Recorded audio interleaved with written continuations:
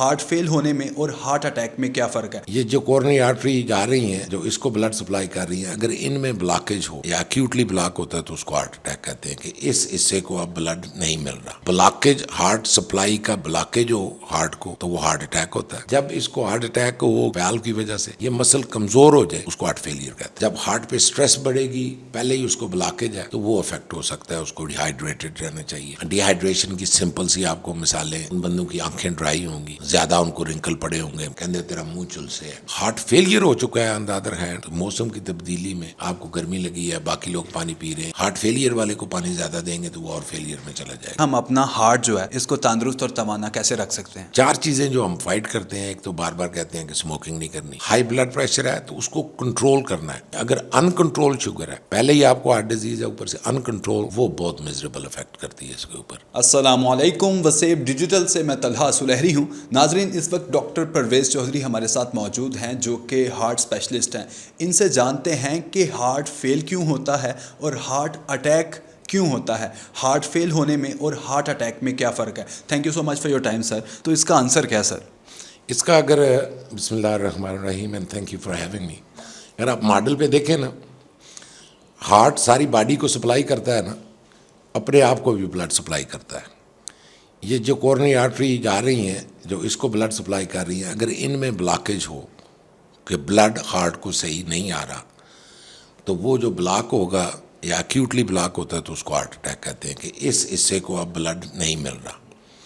جب یہ نہیں ملتا رہتا یا ہارٹ اوور ورک کرتا ہے کہ اس کے اندر کے ویلو وہ خراب ہو گئے ہیں، جب اوور ورک کرے گا تو یہ مسل ہے، یہ پمپ ہے ہارٹ کا، یہ پوری باڈی کو یہ یہاں سے پمپ کرتا ہے نا تو بلڈ یہاں آتا ہے، پورے برین کو جاتا ہے نیچے، یہ پٹھے فیل ہونے شروع ہو جاتے ہیں۔ جب یہ کمزور ہوتے ہیں، وہ بھلے ان کو بلڈ سپلائی نہیں ملی تو ہارٹ اٹیک ہو کے سکار بن گیا ہے، یا مسل کی وجہ سے انہوں نے اوور ورک کیا ہے اس کی وجہ سے یہ کمزور ہو گئے۔ سو مختلف اس کی وجہ، ہائی بلڈ پریشر صرف کاز کر سکتا ہے ان کو، کنٹینیوس ہائی بلڈ پریشر ہو جو کہ مینیج نہ ہو رہا ہو پیشنٹ کا، وہ بھی اس ہارٹ کو فیلئر میں لے جائے گا۔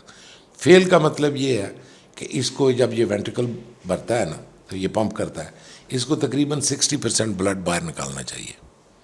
یہ کم ہوتا جب 30 پہ آ جاتا ہے تو ہم کہتے ہیں کہ یہ تقریباً کلاس 2 کلاس 3 میں فیلئر میں چلے گئے ہیں۔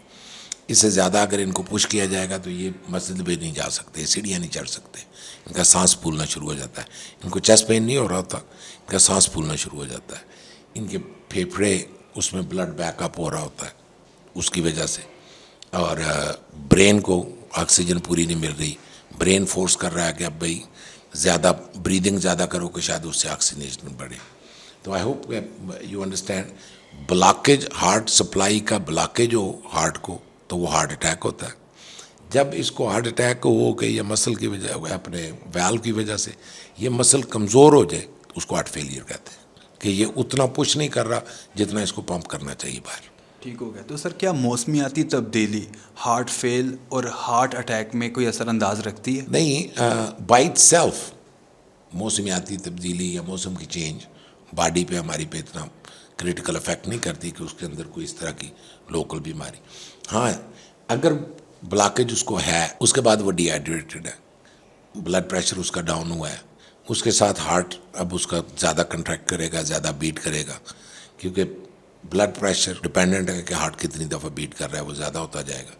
جب ہارٹ پہ سٹریس بڑھے گی، پہلے ہی اس کو بلاکیج ہے تو وہ افیکٹ ہو سکتا ہے، اس کو ڈی ہائیڈریٹڈ رہنا چاہیے۔ ڈی ہائیڈریشن کی سمپل سی آپ کو مثالیں آپ کو نظر آئیں گی، ان بندوں کی آنکھیں ڈرائی ہوں گی، زیادہ ان کو رنکل پڑے ہوں گے، پہلے نہیں تھے اتنے تو ابھی زیادہ نظر آ رہے ہیں، کہتے تیرا منہ چلسے ہے، he is just dehydrated, give him some فالیم۔ Blood pressure آج کل آلے آپ کے ریگولر تھوڑی سی پرائس میں مل جاتے ہیں عام سٹوروں سے، وہ گھر پہ رکھ لینا۔ اگر کوئی ہارٹ کا مریض ہے یا بوڑھے بندے ہیں تو پیریاڈیکلی ان کا بلڈ پریشر لے۔ ہارٹ فیلئر ہو چکا ہے آن دی ادر ہینڈ، تو موسم کی تبدیلی میں آپ کو گرمی لگی ہے، باقی لوگ پانی پی رہے ہیں، یہ بھی پی رہا ہے، ہارٹ فیلئر والے کو پانی زیادہ دیں گے تو وہ اور فیلئر میں چلا جائے گا۔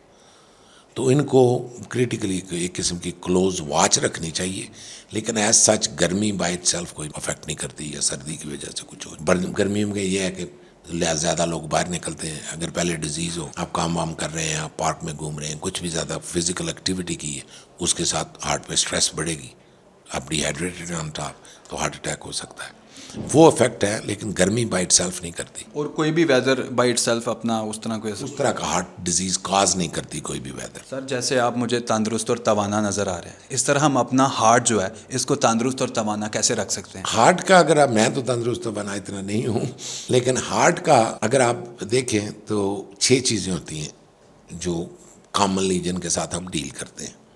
نمبر 1 ہے جینیٹکس، کہ اگر تو آپ کی فیملی میں آ رہا ہے، آپ کے والد کو تھا، چچا کو تھا، بڑے بھائی کو تھا، تو آپ کو جب ان کو ہارٹ اٹیک ہوا ہے اس سے 5-10 سال پہلے آپ کارڈیالوجسٹ کے پاس جانا شروع کر دیں، چیک اپ کروا لیں. جتنی جلدی آپ کو مل جائے گا، اس کا پتہ چل جائے گا، اتنا بہتر یہ ٹریٹ ہو سکتا ہے. فیملی کے بعد اگر ایج ہو رہی ہے، آپ 50 سے اوپر ہے، 60 سے، تو ایک آدھ دفعہ کارڈیالوجسٹ کے پاس جا کے اس کو چیک اپ کروا دینا، میڈیسن وہ آپ کی بلڈ پریشر مینیج کر رہا ہے. پھر 4 یہ 2 چیزوں کو ہم افیکٹ نہیں کر سکتے. جو جینیٹک ہے، جو آپ کو مل چکا ہے وہ مل چکا ہے. ایج آپ کی ہونی ہے، اس کے اوپر ہمارا کوئی کنٹرول نہیں ہے. 4 چیزیں جو ہم فائٹ کرتے ہیں، ایک تو بار بار کہتے ہیں کہ اسموکنگ نہیں کرنی. ہائی بلڈ پریشر ہے تو اس کو کنٹرول کرنا ہے. ہائی بلڈ پریشر ہونا بائی اٹ سیلف وہ ڈیمیج نہیں کرتا باڈی کو.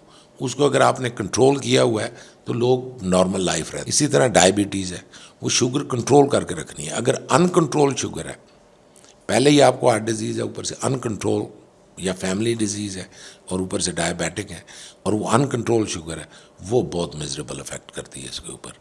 یا ہائی کولیسٹرول ہے. ان 4 چیزوں کو ڈاکٹر اور پیشنٹ مل کے مینیج کر سکتے ہیں. Thank you so much for your time. یہ تو ناظرین، آپ اور میں ڈاکٹر صاحب کے نالج سے مستفید ہوئے ہیں. مزید ان سے مستفید ہونے کے لیے اسکرین پہ ان کا کانٹیکٹ نمبر شو ہے، آپ ان سے رابطہ کر سکتے ہیں. ہوپ فلی یہ ویڈیو آپ لوگوں کے لیے میننگ فل رہی ہوگی. مزید اس طرح کی ویڈیوز دیکھنے کے لیے ہمارے چینل وسیب ڈیجیٹل کو سبسکرائب ضرور کریں.